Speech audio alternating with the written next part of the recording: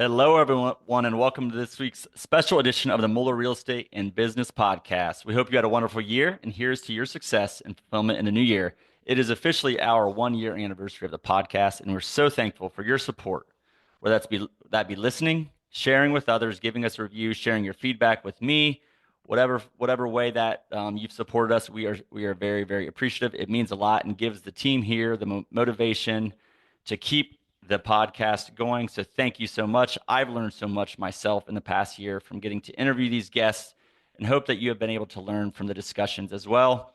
There were a few episodes that were very popular and had messages that really stood out, that we got a lot of feedback on, stood out to myself, our team members here, or others. So we wanted to share these messages with you again, kind of a highlight reel, if you will, for the last year. So we pulled out some of the major highlights and just great messages for this special edition episode. We hope you enjoy listening to these as much as we did enjoy. Our first guest in highlight reel we wanted to share with you is with my discussion with Bryan McFarland. I really enjoyed my discussion. He's such a good friend of mine, and he shares how we should use our energy and our focus to win every single day. I know Bryan well, and I know his message is sincere and authentic, and he is truly living an everyday legacy, and when we encourage you to do the same. Enjoy. If you would say, what has been your single key to success? Like if that's a word or whatever, how would you define that, or what would you say that word or phrase is? Consistency. Consistency. All day, every day. Yes. So tell me more about that. And I think you might even have an equation on that. Is that right, Bryan? Yes. I can't remember it. Yeah, so there's an equation I learned a while ago. It's E times F times WIN. So E is energy, F is for focus, WIN is what's important now, to the power of C, which is consistency. So energy, what do you do with it? You focus it. What do you focus that on? You focus on what's important now. And if you're doing that consistently, then you have infinite returns. Like literally, if you had a scientific calculator and you are at 100% energy, 100% focus, 100% what's important now, to the power of 100, that your scientific calculator would tell you it means you have infinite potential. Yep. Now you're at 100%, 100%, 100%, but then your consistency is at 1, then it equals 1. So like the X factor really is consistency. So like, if you don't want to go for that run, if you don't want to, do that core workout, if you don't want to make those 10 phone calls, like that has changed my life. I mean, we're a sales agency. So if I'm not showing up and open up my CRM and I have 20 follow-up calls that week, if I'm not doing that, then, I would not be anywhere close to where I am today. But I realized, luckily, my late 20s, that like, hey, if I'm just do this little bit of work every single day, over time, it's going to build into something impressive. Yep. And honestly, first of all, that equation, and it reminds me the compound effect, right? I think you probably know who wrote it, but just the compound effect and Darren Hardy, but the compound effect is so important, and being consistent with what's important now, and all the things you talked about throughout the show, right? Energy, focus, understanding your priorities, and you're shifting that a little bit now to what you want to focus on. And you're going to be you're probably going to be, because you've learned so much, but quite frankly, you're going to remove some distractions. You're going to be more focused and more consistent on what's important right now. Yes, exactly. Awesome. So that's definitely my one key to success is consistency. Well, I kind of talk through in this segment. I have some just quick questions on some different items that I call keys to success. First, being clear on your purpose, vision, or why, whatever you want to call it. Second, educating yourself and surrounding yourself with a strong network of people to help you out. Third, taking action, taking risks, probably being consistent. And fourth, how do you lead, serve, or give? So I want to ask you just a quick question on all those different areas. So first, why do you do, if we go to the vision, purpose, why do you do what you do? I think there's power in being an everyday legacy. And everyday legacy really means to me is, how are you showing up and uplifting those around you with great energy, where they leave that conversation like feeling seen, heard, and loved. And I think that as a purpose and the ripple effect from that can be huge.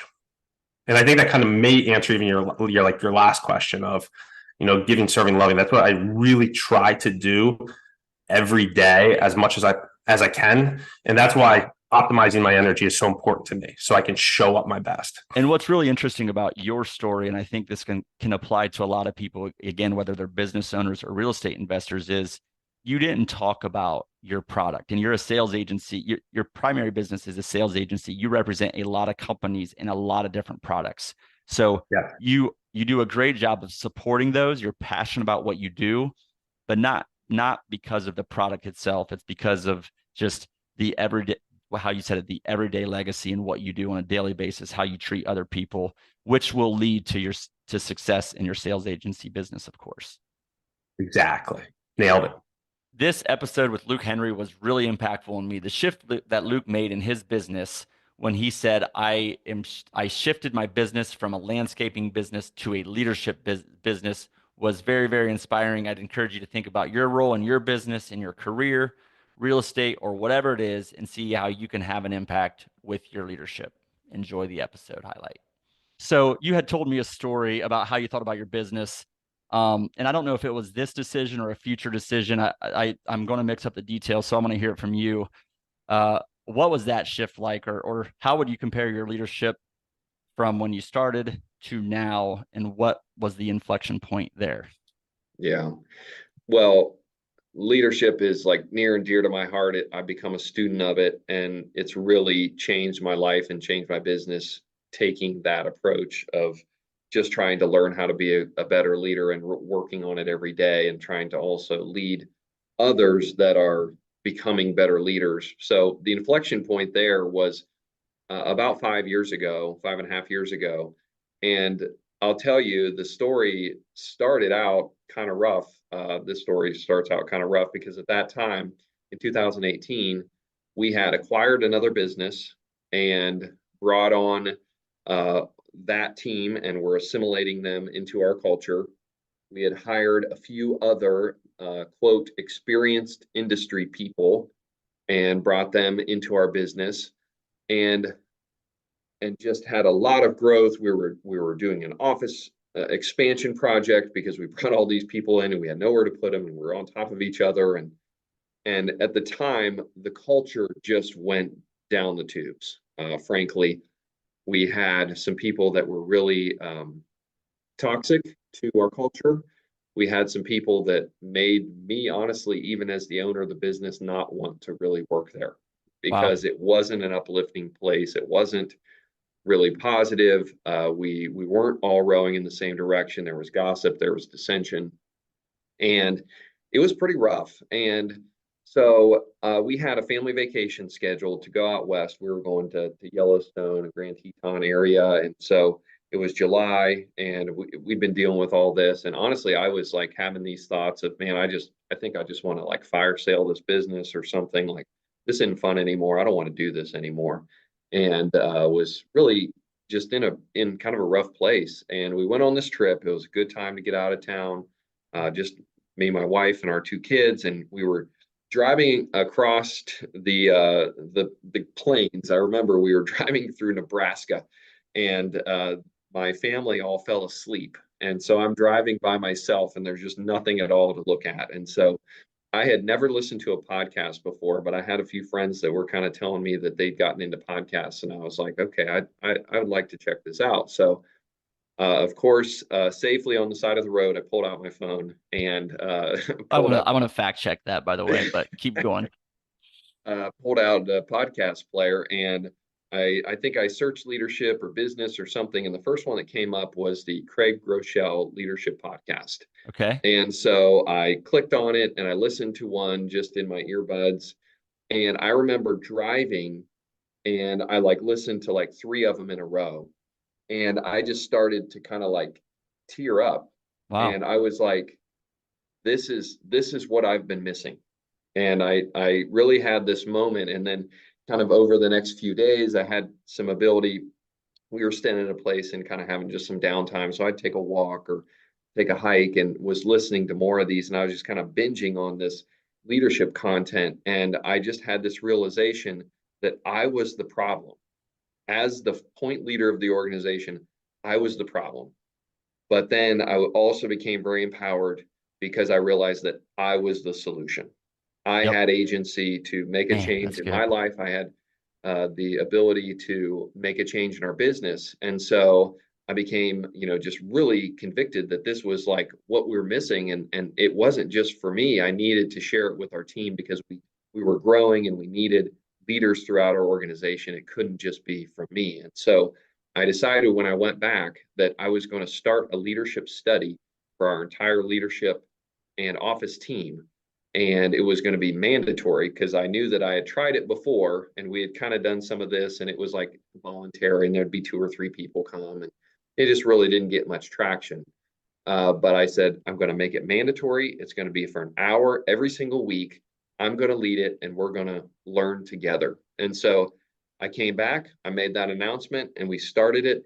And Phil, we've done it every week for the Wow. last 5.5 years, since July of 2018. Wow. And it's completely transformed our business. It's transformed our culture. Me personally, it's transformed a lot of people in our team. I'm really proud to say that we have a lot of the same people today and more that we did when I came back and we started that. And I'm convinced that those folks are with us very much because of the investment we made in leadership training and study through this process. It also helped us to eliminate some of the wrong people that were on our team. Within 6 months, there was 5 people that basically self-selected off our team, and most of them left. I think 1 or 2 of them, we let them go.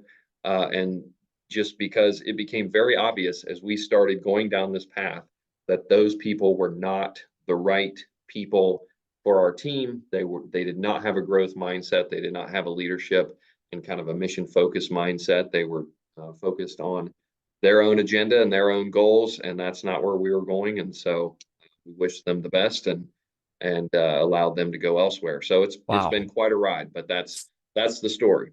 Ryan Kennedy had a great impact on me and my family's health over the last couple of years, not only from helping us get healthier over that period of time, but we learned so much during that time. And those are things that we can apply to our lives for many, many years to come, and hope that our family and our children can do the same. Because of this, it was so important to bring him on to the show to talk about how being healthy is such an important part of having the energy to live out our purpose. Enjoy the episode.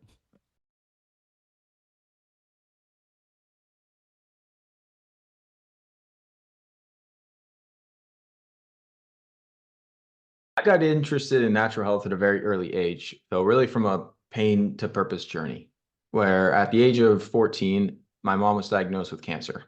And being a young guy, I didn't really understand the extent of what causes this and what options are available. But I remember her going through just the conventional medical system, really chemotherapy, radiation, surgery, the standard of care in medical oncology. And she received a lot of questionable advice at the time of, what you eat doesn't matter. No herbs or vitamins or natural therapies are going to help you. Your only option, if you want to get better, is to do these very harsh and, chemical-filled pharmaceutical drugs and hope for the best. And so that's what she did. This was going back before social media and internet research was quite as prevalent as it is today. And unfortunately, Phil, she passed away 2 years later at the age of 54. And this was a big wake up in my mind of realizing, number one, if you don't have your health, you don't have anything. While my mom was going through this cancer journey, she wasn't worried about what car she was driving or what clothes she was wearing or any of the materialistic things that we pursue in our society for most of our lives. She was worried about, hey, how can I spend more time with the people I care about? How can I get healthy and live a longer life? And when you really look at that, you start to realize what really matters in our lives.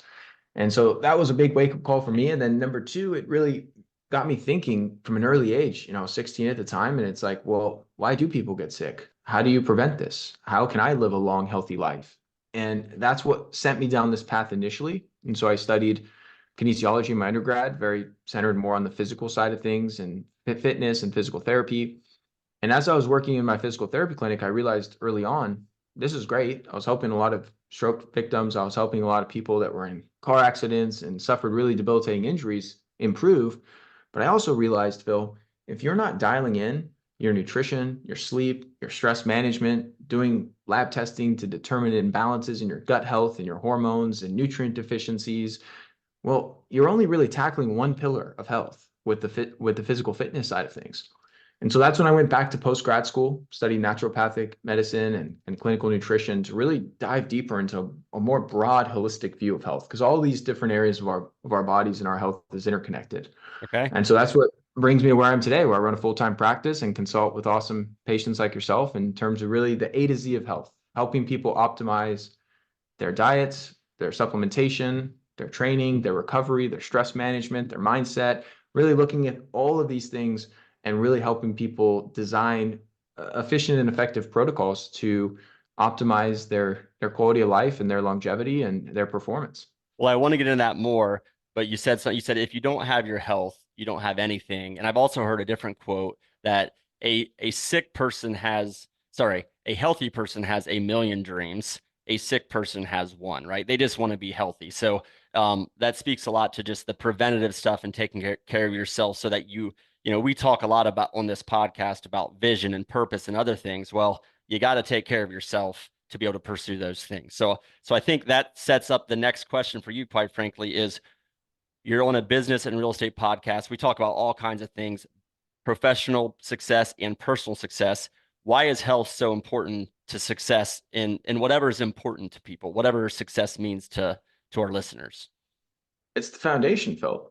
If you are fatigued, if you have brain fog, if you're chronically inflamed and in pain and not able to think clearly and perform well day to day, that's really going to impact your business success or financial pursuits in a negative way.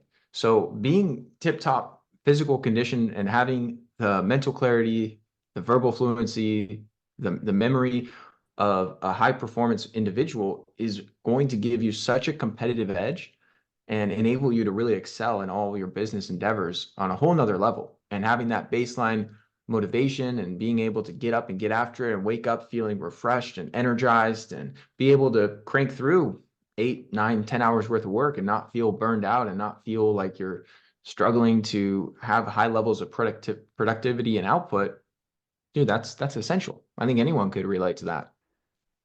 Craig Stammen is a true leader in every sense of the word. I'm so appreciative of Craig coming on the podcast and sharing his approach to leadership and why and how he was such an impactful leader during his Major League Baseball career.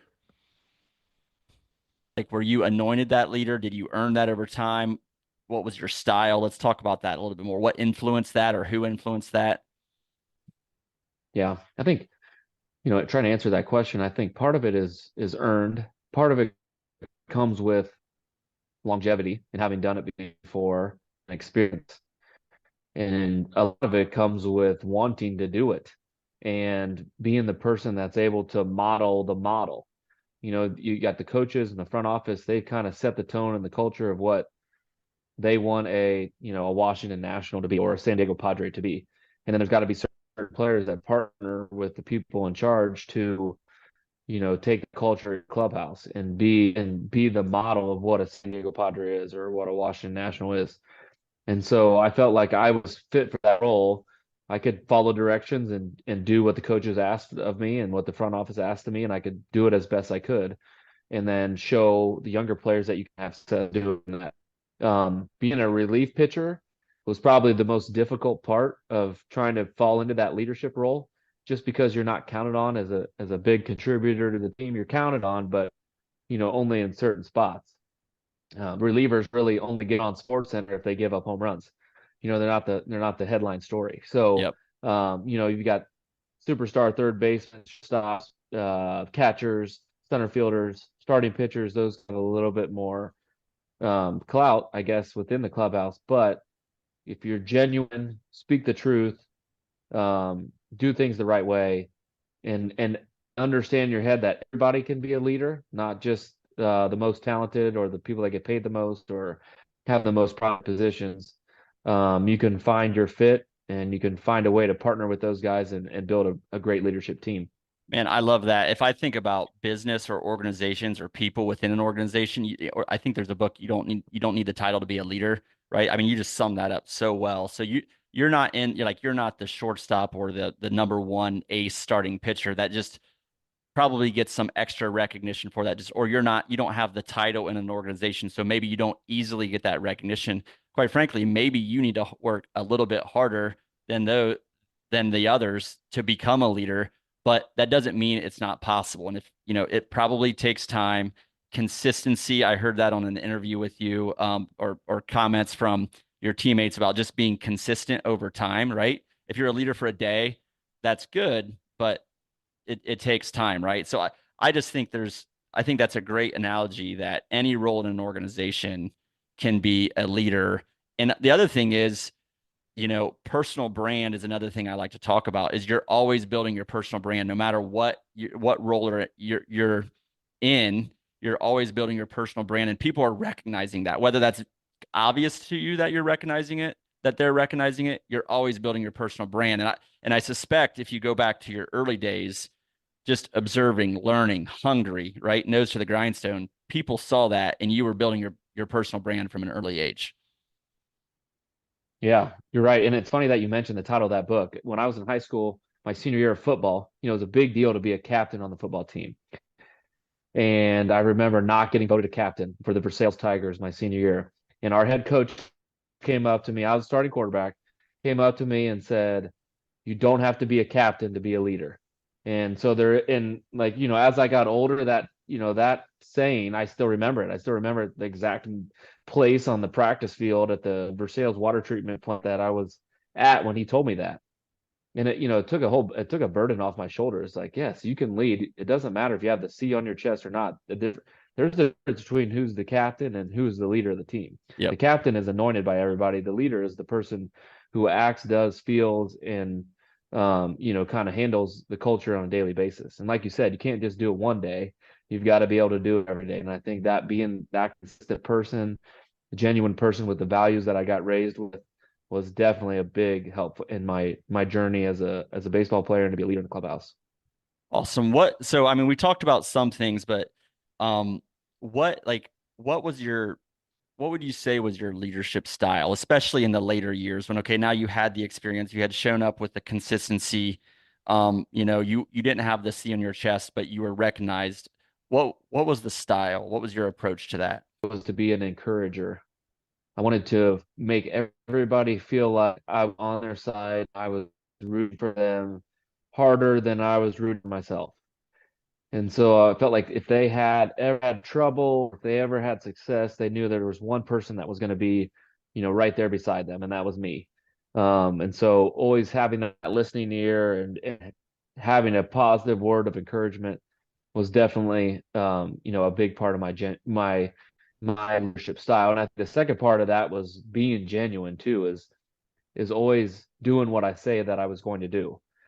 If I told somebody that, hey, I'm going to be here at this time and we're going to talk about this and that, and I'm going to help you walk through it, I think I had to do it. It was part of the deal. I didn't want anybody to think that something was coming out fake or I had an agenda of what, we were trying to accomplish. But, being an encouraging, genuine, and putting the team, ahead of myself, those were probably my three biggest traits as far as being a leader. And I think guys are attracted to those traits. It was my great honor to get to interview the late Tim Kight on the podcast before his passing later in the year. He had a major impact in his life on so many people, and his legacy and his impact will undoubtedly continue. Tim had a great impact on me personally with his life and his leadership coaching. I will never forget talking with him after the episode recording and him telling me, "Phil, physically my body is breaking down, but mentally and spiritually, I'm stronger than I have ever been." Tim truly built a mindset that could not be shaken. I love the topic of mindset, and we could stay there a lot, but I want to step back a little bit because mindset and the management of your mindset is a piece of the puzzle here to the R factor, which is kind of the bigger, broader lesson, and quite frankly, the core, I think, of your teaching. So, at a really high level, what is the R factor? Yeah, it's based on the equation E plus R equals O, which is event plus response equals outcome. And the message in E plus R equals O is that you don't control the event, you don't directly control the outcome, but you always have the ability to control how you choose to respond. And so the R in that equation is that's the R factor. And that R, that response, is the one thing in life that you can evaluate, change, and improve to produce better outcomes, personally and professionally. And it's really amazing when you come to the realization you do not control events. They happen and you don't control them. But you do have the ability to respond. And my social media post this morning was, what was it? I'll just read it right here real quick. Yeah, you can curse the wind and fight the current, or you can adjust your sails. The wind and waves favor the skilled captain. And I follow, just for everyone, I follow Tim on LinkedIn, like hit Twitter. We'll get to that later, but if you're on social media, follow positive things. And Tim and Bryan, quite frankly, Focus 3, they're a great group to follow. So E plus R equals O. Tim, actually, another book that you had referenced at some point in time is the book Extreme Ownership by Jocko Willink that I read several years ago. And the mindset of extreme ownership is taking total control, I think, in a way, of your life and I guess it's easy to perceive that as the outcome versus the response. So if I go back to your equation, so I don't control the outcome, am I a victim then? Or talk me through that thought process a little bit. Yeah, great question. You earn the outcome by the quality of your response. And that's one of the things I love the most about E plus R equals O, is it's a simple, accurate system that describes the way life works. And here, how about this? Real straightforward. If you want a better outcome, choose a better response. And for every outcome you want, there is a discipline response available to you. Again, back to discipline over default. Yep. I can have a discipline R or I can have a default R. And a discipline R produces a very different outcome than a default R. And I get to choose. And the other thing is that the ERO, the outcome, is giving you feedback about the effectiveness of your R. And what back to my point about mental weakness and our emotional fragility today, that when people don't get the outcome that they want, what do they tend to do? They don't look to themselves. They don't take, to use Jocko's term, extreme ownership of themselves. When they don't get the outcome that they want, they immediately look to the E, the event, the situation, the circumstance. Oh my gosh, I'm not getting the O that I want. And they start what we call BCD. They blame, they complain, they defend, and they whine and make excuses. Well, that is undermining your own efficacy. That's giving up the agency that you have. And that is literally turning your back away from the one thing that you control, the one thing, because I don't control the E, I don't control the O, but I do control the R. And the only way to a better O is a better R, period. And the challenge that people face is, one, there's just tons of social support for victimhood. There's tons of social support for blaming, complaining, and defending. It's very social. And people don't do that. They don't whine and complain by themselves. They're recruiters. They recruit others into it.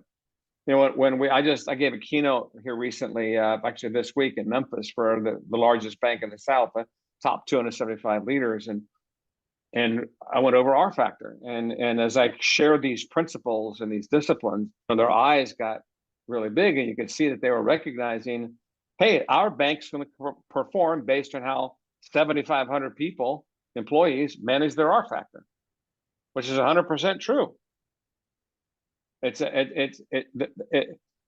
The way employees to talk. If you got business people who will follow your podcast, my message to them is this: every single thing that happens in your business, and strategy is important, and I get all that. Certainly, I do. I mean, I've got a business, and we are very focused on strategy and technology and process and things.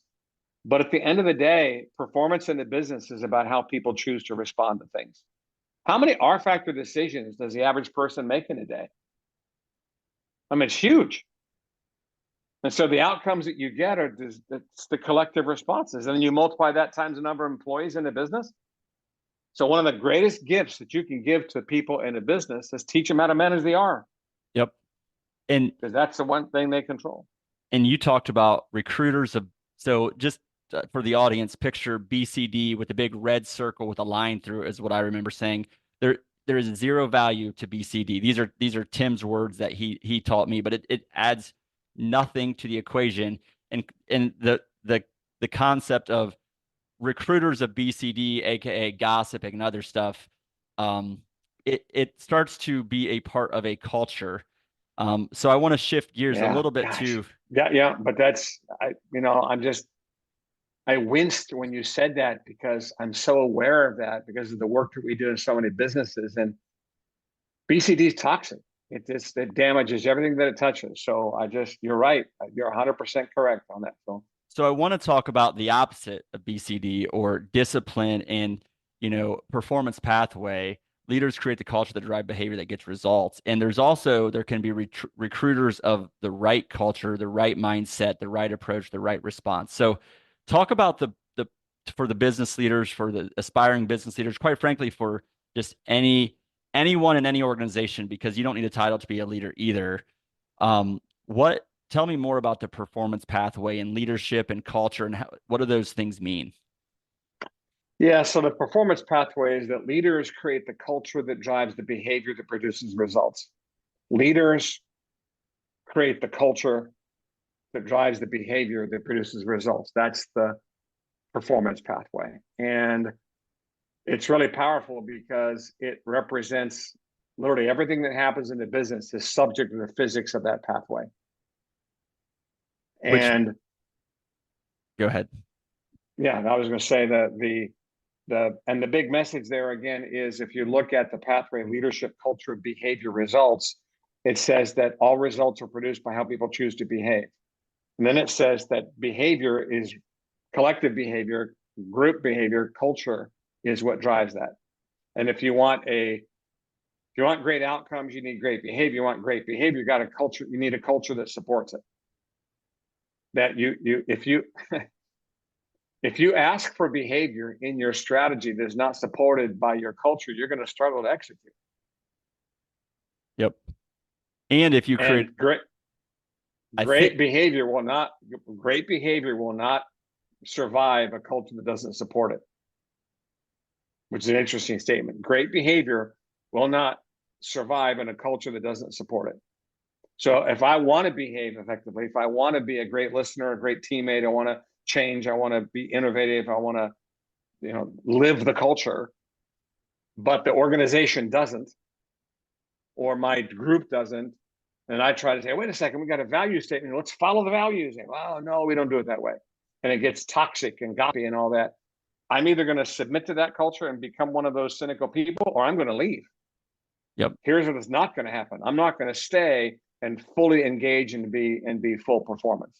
How does the opposite happen? That's scary. So core values, culture, all good, all in alignment. Poor behavior, poor person, poor attitude, whatever, that gets embedded in the positive culture. Is it the same? Does it work? It does. And the way it works is you take each of those pieces, leadership, culture, behavior, and you have to focus on them. You have to have a disciplined strategy for developing the leaders, the culture, and the people. That's what you have to do. There is no magic pill. There is no app. There is no 1-2 thing that you can do. That's why we wrote R Factor. R Factor is the behavioral toolbox that teaches people how to behave with discipline rather than on default. That's why we develop what we call the culture blueprint and the power of culture process that we use to help organizations articulate what are our core beliefs, how do we want to behave based on those beliefs, and how to communicate that. And then we match R Factor with the culture statement. And we use a thing called 20 square feet, if you recall. Yep, of course. 20 square feet is the principle that there you go. Yeah, I love it. Every single person in a business has 20 square feet of ownership, 20 square feet of responsibility, 20 square feet of control. And inside their 20 square feet, they've got control. Outside, they've got impact. And the R factor is the toolbox that equips people to own their 20 square feet. And what I would say is that for the audience, these tools are all not just all phenomenal tools in and of themselves, but there's alignment and synchronization amongst these tools and how they work and how they tie together. And really, we'll come back to it at the end, but I just encourage you to check out the Focus 3 website and see some of these high-level tools, follow them, and learn more. Again, thank you. We are so appreciative of your support. We hope you enjoyed this highlight episode. If you haven't done so yet, we ask that you just take a minute or two to leave us a review, to share this episode with a friend, family member, coworker, or anyone that it could help. We're just so appreciative of you listening, and any way you can help is very, very appreciated. For the Moeller Real Estate and Business Podcast, signing off.